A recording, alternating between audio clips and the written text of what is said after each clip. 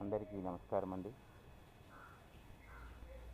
నేను ఈ చెప్పే విషయాలు ఒకసారి పరిశీలించండి.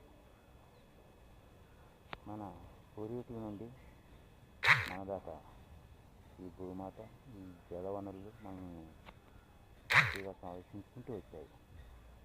కానీ మనం స్వార్థంతో ఏం చేసాం? ఈ భూమిని కలుషితం చేసేసాం కెమికల్స్తో. ఈ జలవనరులను కలుషితం చేసేసాం. ఇది ఎంతవరకు దారితీస్తుందన్నది మనకి మనం అర్థం చేసుకోవాలి.